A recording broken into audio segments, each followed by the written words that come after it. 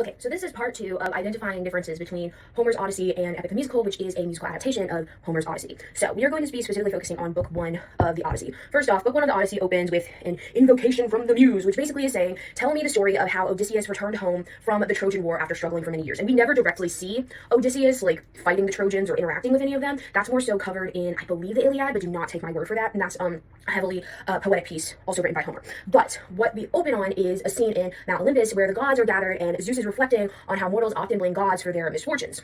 Even when they bring that trouble upon themselves. So Athena, and this is like halfway through Epic the Musical, this is more reflected in God games where Athena is begging with her, is basically pleading with her father, Zeus, to let Odysseus go from the island where he is being held captive by the nymph Calypso. So Athena pleads with Zeus to allow Odysseus to return home. Zeus agrees and sends the messenger god Hermes to tell Calypso to release Odysseus. This is reflected in, what is it?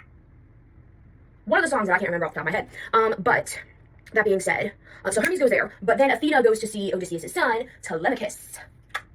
And that is like, that's also contained in the Wisdom Saga. So while Epic the Musical is told in a more chronological order of events, there is more of a reverse storytelling in Homer's Odyssey, where we see that